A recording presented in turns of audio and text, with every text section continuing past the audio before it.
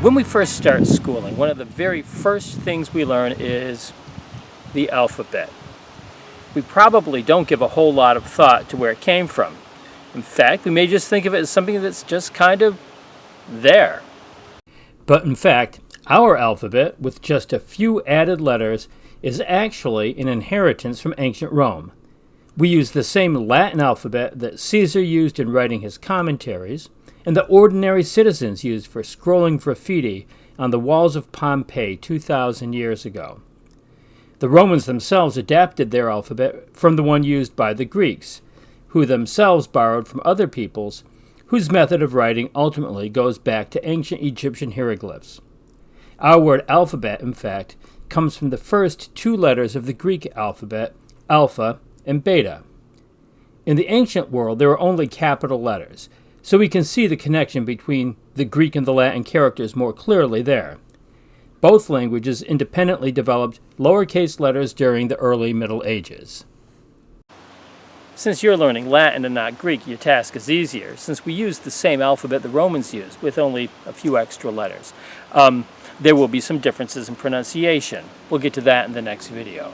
For now, let's just take a look at those few minor differences between the Roman alphabet and ours.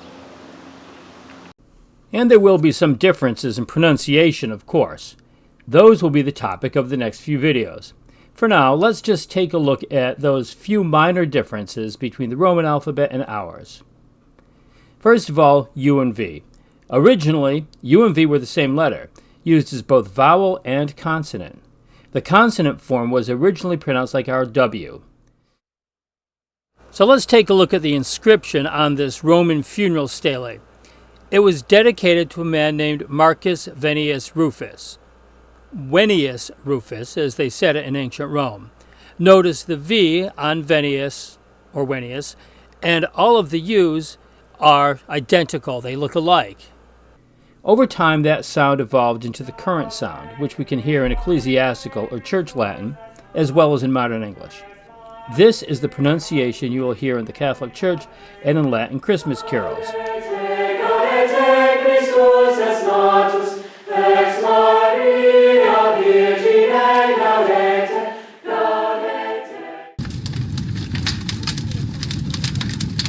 Don't try this at home.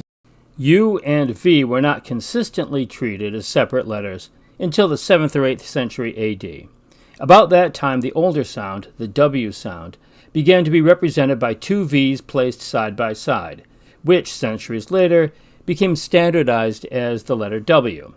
In French, W is called W, double V, for just that reason.